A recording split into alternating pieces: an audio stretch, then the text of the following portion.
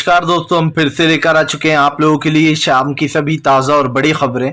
फटाफट अंदाज में एक एक कर बताएंगे आपको आज देश और दुनिया से क्या बड़ी खबरें निकल कर सामने आ रही हैं। लेकिन उससे पहले दोस्तों एक नज़र डालेंगे सुर्खियों पर। प्रधानमंत्री नरेंद्र मोदी के ऊपर गर्जा असदुद्दीन ओवैसी, बोले देश की बेटियों का यही है सम्मान, देश की बेटियों को एक रेपिस्ट को बचाया जा रहा है। बताएंगे क्या कुछ बोला है ब्रिजभूषण के बारे में। वहीं पर अगली बड़ी खबर में हम आपको बताएंगे दोस्तों, सचिन पायलट को प्यार से घेर गए गहलोत, बोले जो गुटबाजी करते हैं वो कभी आगे नहीं बढ़ पाते, जो सबको साथ लेकर चलते हैं वो आगे बढ़ते हैं। वहीं पर दोस्तों कर्नाटक में कांग्रेस की जीत देखकर बौखलाई बीजेपी, बोले हम नहीं मानते एग्जिट पोल को। बताएंगे दोस्तों क्यों बीजेपी बौखला गई है। वहीं पर अगली बड़ी खबर में हम आपको बताएंगे दोस्तों, दरअसल आपको बताते चले अरविंद केजरीवाल का बीजेपी के ऊपर बड़ा हमला, बोले जानबूझकर एलजी को हमारे सर पे लाकर बिठाया गया था। आपको बताया दोस्तों कल मनु सिंघवी ने केस लड़ा, जो कि कांग्रेस के ही नेता है। उन्होंने किस तरीके से केजरीवाल की जीत करवाई, उसके बाद से केजरीवाल गदगद है। बताएंगे क्या कुछ बोल दिया बीजेपी पर। वहीं पर अगली बड़ी खबर में हम आपको बताएंगे दोस्तों, दरअसल आपको बताते चले चुनाव खत्म होते ही बीजेपी ने लिया यू टर्न, बोले मध्य प्रदेश की, आप समझिए मध्य प्रदेश में बीजेपी की सरकार है, उसने कहा हम नहीं करेंगे द केरल स्टोरी को टैक्स फ्री।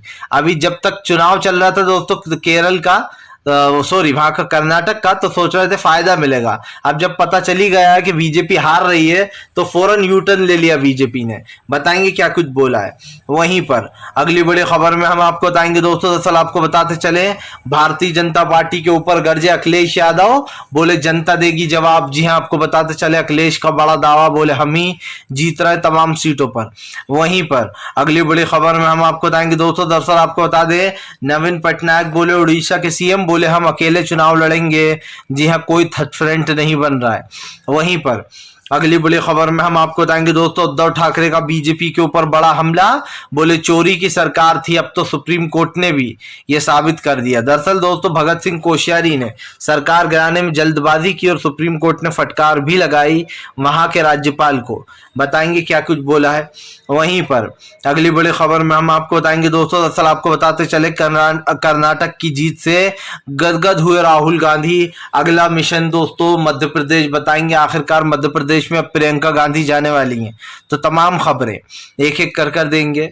फिलहाल फिर चलिए बढ़ते हैं सबसे पहली और सबसे बड़ी खबर की ओर। दरअसल दोस्तों कांग्रेस से हार कर बीजेपी बौखलाई, बोले हम नहीं मानते एग्जिट पोल को। अब आप समझिए दोस्तों, हाथ कंगर को आरसी क्या और पढ़े लिखे को फारसी क्या, ये कहावत बहुत पुरानी है लेकिन बीजेपी पर फिट बैठ रही है। हार का मजा चक्कर भी दोस्तों बीजेपी जो है हार को कबूलना नहीं चाहती है। बीजेपी का जो सीएम है बॉम्बई, वो भी ये कह रहा है कि मुझे करना इस पर विश्वास नहीं है। आप समझिए जो एग्जिट पोल होते हैं दोस्तों वो लगभग जो है आसपास ही निकलते हैं। ये थोड़ा बहुत अंतर हो सकता है ज्यादा कम का, लेकिन जो आसपास निकलते हैं। ऐसे में दोस्तों बीजेपी ने एग्जिट पोल से मानने से ही इनकार कर दिया। खैर अब सिर्फ ज्यादा देर नहीं गई है दोस्तों, मुश्किल से 15 घंटे रहेगा होंगे और उसके बाद बीजेपी वालों को खुद ही पता चल जाएगा कि हिमाचल से भी बुरी धूल चटाई है कांग्रेस ने। आपको बताते चले हमने पहले ही कहा था दोस्तों कि कर्नाटक में कांग्रेस जीतेगी और बहुत बड़े बहुमत से जीतेगी, क्योंकि दोस्तों कर्नाटक के लोगों ने पहले भी कांग्रेस को ही चुना था, लेकिन बीजेपी ने कांग्रेस को सिर्फ यूज करने के लिए दोस्तों आप समझिए कांग्रेस के वोटरों को लुभाने का काम किया। जबकि 40% की सरकार लोग अच्छे से जानते थे कि जैसे ही इनकी सरकार बन जाएगी फिर से वही चोरी चपाटे करेंगे। दरअसल दोस्तों 10 साल बहुत होते हैं। प्रधानमंत्री को इस देश की जनता ने 10 साल दिए। 10 साल ही इस देश के पीएम मनमोहन सिंह साहब भी रहे थे, 2 बार वो भी जीते थे। लेकिन सवाल ये उठता है कि मनमोहन सिंह साहब ने बहुत अच्छे काम किए, उसके बावजूद भी लोगों को ऐसा लगा कि शायद मनमोहन सिंह साहब से अच्छे काम पीएम नरेंद्र मोदी करेंगे, क्योंकि नाराबाजी ही कुछ ऐसी की गई, मोदी जी आने वाले हैं, अच्छे दिन लाने वाले हैं और तमाम तरीके के। हालांकि जो वोट प्रतिशत था वो थोड़े ही वोटों से हारे थे मनमोहन सिंह साहब, वरना बीजेपी जीत नहीं पाती।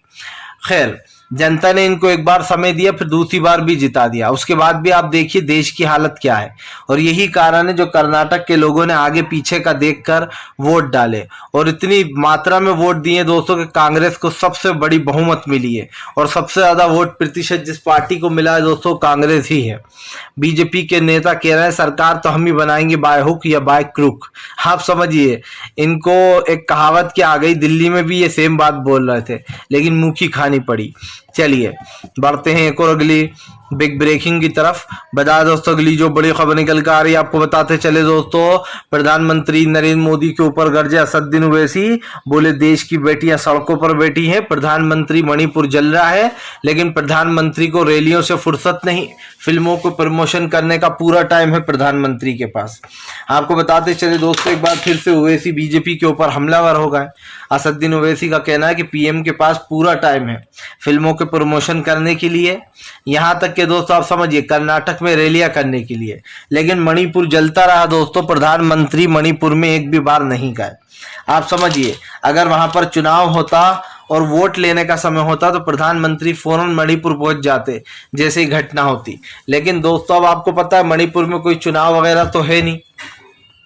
ऐसे में दोस्तों बीजेपी बड़ी ही चालाकी से मणिपुर को जो है यहाँ पर दोस्तों आग की लपटों में जलता रहा, लेकिन प्रधानमंत्री ने एक बयान नहीं दिया। यही नहीं दोस्तों बीजेपी के नेता जो है चुपचाप बैठे रहे, तमाम नेता, एक भी नेता वहां नहीं पहुंचा। अब इसको लेकर बवाल खड़ा हो गया। आपको बताते चले प्रधानमंत्री के ऊपर भड़ास निकाल दी है ओवैसी ने। ओवैसी का कहना है कि द केरल स्टोरी जैसी फिल्मों को प्रमोट करती है बीजेपी और इसको बढ़ावा भी देती है।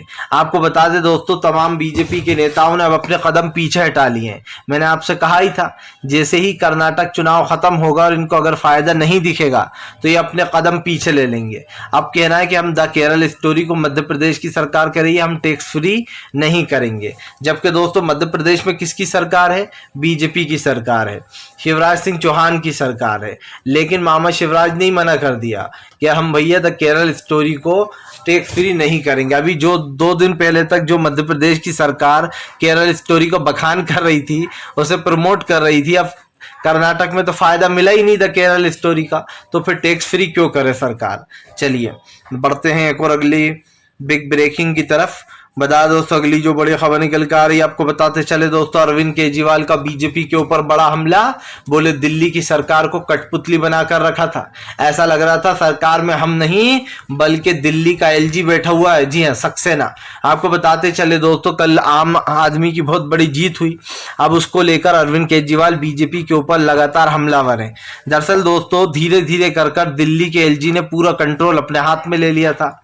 कोई भी फैसला लेना होता था, अफसरों पे भी कोई फैसला लेना होता था तो केजरीवाल को दोस्तों दिल्ली के एलजी से पूछना पड़ता था।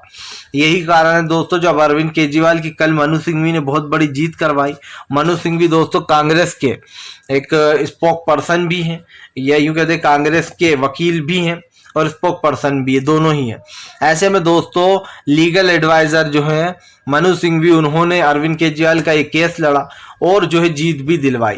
जाहिर सी बात है दोस्तों जिस तरीके से भारतीय जनता पार्टी चीजें कर रही थी उसको लेकर कहीं ना कहीं उस पर रोक लगी। दिल्ली के एलजी सक्सेना ने दोस्तों अरविंद केजरीवाल की पूरी पावर छीन रखी थी, ना वो उन्हें काम करने देते थे ना आगे कुछ बढ़ाने देते थे। यही कारण है जो कल सुप्रीम कोर्ट में अरविंद केजरीवाल की जीत हुई। अब केजरीवाल बीजेपी के ऊपर हमलावर है। उनका कहना है कि दिल्ली के एलजी को हमारे सर पर लाकर बिठा दिया गया था। बीजेपी लोकतंत्र से खिलवाड़ करना पसंद करती है, उसको लोकतंत्र अपने हिसाब से चलाना है। जाहिर सी बात है दोस्तों लोकतंत्र की बात हो या फिर इंसानियत की बात हो, बीजेपी में दोनों ही चीजें नहीं है। इंसानियत तो खैर दूर दूर तक ही नहीं है बीजेपी में, और लोकतंत्र का तो कैसे मजाक बन रहा है ये आप देख ही रहे हो। लेकिन कर्नाटक में जब धूल चाट ली है तो दोस्तों देश भी, कहते हैं ना वो दोस्तों के कर्नाटक तो अभी झांकी है, देश जीतना भी बाकी है। चलिए बढ़ते हैं एक और अगली बिग ब्रेकिंग की तरफ। बता दोस्तों अगली जो बड़ी खबर निकल कर आ रही है आपको बताते चले दोस्तों, प्रधानमंत्री नरेंद्र मोदी के ऊपर गरजे राहुल गांधी। बोले फिलहाल कर्नाटक की जनता को उन तमाम सुविधाएं मिलेंगी जिसके वो हकदार हैं। राहुल गांधी ने बड़ा ऐलान करते हुए कहा कि फिलहाल कर्नाटक में पहले कैबिनेट में तमाम लोगों की उम्मीदों पर खरे उतरेंगे, जो वादे किए हैं उनको पूरा करके जनता में विश्वास जगाएंगे। राहुल ने कहा कि 40% वाली सरकार ने जनता को बहुत धोखा दिया। खास करके कर्नाटक में जिस तरीके से दोस्तों रैलियां की जाती हैं और जनता को लुभाने के लिए झूठे वादे किए जाते हैं मैनिफेस्टो में, वो चीज़ दोस्तों बीजेपी की अब समझ चुका था कर्नाटक। एक वीडियो सोशल मीडिया पे वायरल भी है जिसमें आपको बताते चले चिकन गिफ्ट वगैरह बीजेपी का नेता दे रहा है, लेकिन कर्नाटक के लोगों ने वो चिकन गिफ्ट वगैरह उस बीजेपी के नेता के घर के आगे जाके फेंक दिए। जनता ने साफ दिखाई दे रहा है बीजेपी हार से डरी हुई थी दोस्तों। नरेंद्र मोदी रैलियां तो कर रहे थे, लेकिन उन्हें इस बात का अनुमान था कि कहीं कांग्रेस सत्ता में ना आ जाए। और आप देखिए जैसे ही बीजेपी की हार हुई तो नरेंद्र मोदी का चेहरा हटा दिया गया कर्नाटक से। सबसे बड़ा सवाल ये है कि जब बीजेपी हार ही रही थी और नरेंद्र मोदी की वजह से हार रही है, प्रधानमंत्री, अगर आप कहते हो कि भैया प्रधानमंत्री के चेहरे पर चुनाव लड़ेंगे, हर चुनाव में यही कहते हैं, तो अगर आप प्रधानमंत्री के चेहरे पर चुनाव लड़ते हो तो जब हार जाते हो तब भी ये माना करो कि प्रधानमंत्री की वजह से ही हार है। लेकिन दोस्तों आप देखिए गोदी मीडिया की रुदाली शुरू हो जाती है। जैसे ही नरेंद्र मोदी कहीं पर चुनाव हारते हैं तो उनका चेहरा हटा दिया जाता है, उनकी जगह बलि का बकरा जेपी नड्डा को बनाया गया। कल भी मैंने आपको बताया था। और जेपी नड्डा का बलि का बकरा बनाकर उनका फोटो लगा दिया गया खड़गे के पास। मतलब ये बताया जा रहा है कि ये जो सारी रणनीति थी ये जेपी नड्डा की थी, चुनाव उन्हीं की वजह से हारे हैं, खड़गे के आगे वो फेल हो गए। जबकि दोस्तों सच्चाई क्या है? सच्चाई तो यह है कि पीएम नरेंद्र मोदी का चेहरा वहां पे होना चाहिए था, लेकिन गोदी मीडिया ने नरेंद्र मोदी को साइडलाइन कर दिया। यही नहीं, कुछ गोदी मीडिया तो ये भी कहने लगे कि कर्नाटक में गुंडागर्दी हुई है। रूबिका लियाकत के एक शो में दोस्तों एक थंबनेल पे ये लिखा था, तब मैंने पढ़ा तो मैंने क्या, रूबिका लियाकत की रुदाली तो अभी से ही शुरू हो गई। सुधीर चौधरी और रूबिका ये दोनों दोस्तों सबसे बड़े भक्त थे मोदी के। अगर मोदी हार जाए तो ये दोनों रो रो कर बुरा हाल कर लेते बेचारे। चलिए बढ़ते हैं एक और अगली बिग ब्रेकिंग की तरफ। बता दोस्तों अगली जो बड़ी खबर निकल कर आ रही, महाराष्ट्र में मचा घमासान, नीतीश ने एक ही दिल में दोस्तों पलट दी बाजी। दरअसल दोस्तों कल नीतीश कुमार ने आपको बताते चले शरद पवार और उद्धव ठाकरे से मुलाकात की। अब गोदी मीडिया ये उड़ाने में लग गई कि भैया नीतीश कुमार तीसरे फ्रेंड की तैयारी में, थर्ड फ्रेंड। जबकि दोस्तों ये कोई थर्ड फ्रेंड की बात ही नहीं है। कांग्रेस जो है वही चुनाव लड़ेगी, उसी का जो है पीएम बनेगा कांग्रेस का ही। बस ये लोग सहयोगी पार्टी हैं जो कांग्रेस को सपोर्ट करेंगी। लेकिन दोस्तों इस कहानी को उधर से इधर कैसे ले जाना ये आप भी जानते हैं। हालांकि नीतीश जैसे ही दोस्तों शरद पवार और उद्धव से मिले बीजेपी में हलचल तेज हो गई। एक चीज तो सब जानते हैं दोस्तों कि 2024 में कांग्रेस सत्ता में आ रही है, और ये बात 100% सच है, क्योंकि दोस्तों इस बार विपक्ष एकजुट होने लगा है। तो नरेंद्र मोदी को इस बात की टेंशन हो गई। प्रधानमंत्री कहने लगे सारे भ्रष्टाचारी एक ही मंच पर आ रहे हैं। बताइए आप, जिसके ऊपर सबसे बड़े भ्रष्टाचार के आरोप लगे हैं, जिस बीजेपी को दोस्तों लोग आप समझिए लानत मलामत भेजते हैं, वो बीजेपी आज उसकी बात कर रही है, लोकतंत्र की। सबसे बड़ी बात ये भ्रष्टाचार बीजेपी में फैला हुआ है, लेकिन प्रधानमंत्री को तमाम पार्टियों में दिखाई देता है।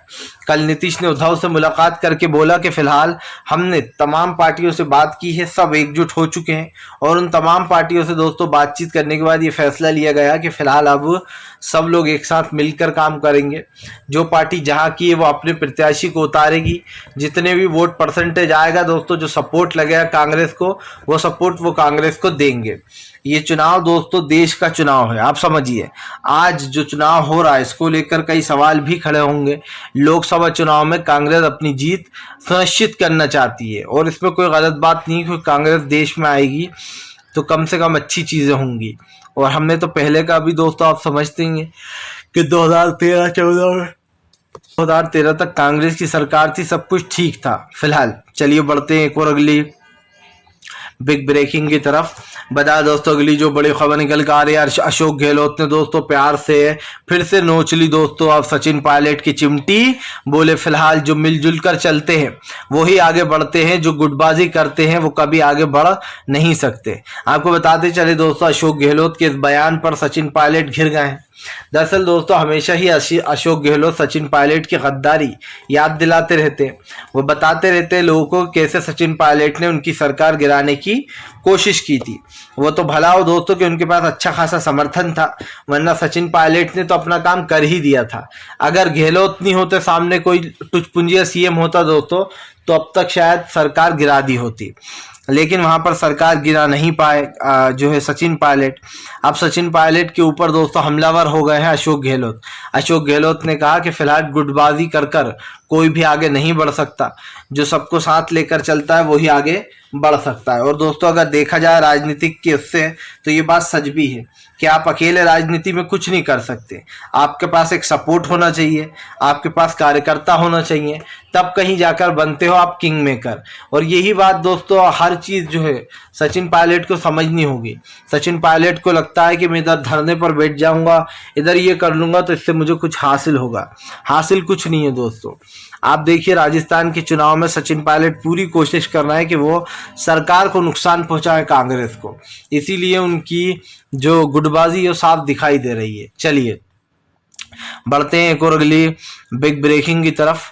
बता दोस्तों अगली जो बड़ी खबर निकल कर आ रही है, आपको बताते चले दोस्तों, प्रधानमंत्री नरेंद्र मोदी के ऊपर गरजे मनोज झा, बोले लोकतंत्र का मजाक बना रखा था, सुप्रीम कोर्ट ने लगाया करारा तमाचा। दरअसल दोस्तों कल सुप्रीम कोर्ट ने दो ऐतिहासिक फैसले दिए।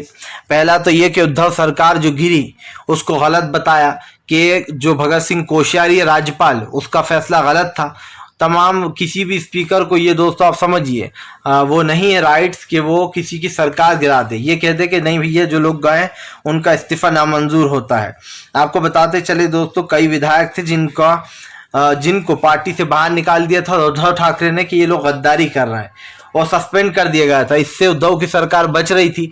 लेकिन आपको तो पता ही है कि तमाम जितने भी राज्यों में बीजेपी की सरकार, बीजेपी ने राज्यपाल सुनिश्चित कर रखे हैं जहां बीजेपी की सरकार नहीं है, वो तमाम राज्यपाल बीजेपी का काम करते हैं। और इसीलिए दोस्तों इसमें सबसे पहला नाम भगत सिंह कोश्यारी का था। भगत सिंह कोश्यारी ने जानबूझकर जल्दबाजी में उद्धव सरकार को अल्टीमेट दे दिया कि आप अपनी या तो सदस्यता पेश करो या फिर इस्तीफा दो। जिसके बाद उद्धव ठाकरे ने दोस्तों अपनी सदस्यता पेश नहीं की, क्योंकि जाहिर सी बात है उनके पास एमएलए कम हो चुके थे, एकनाथ शिंदे उड़ा ले गए थे, तो उन्होंने इस्तीफा ही दे दिया।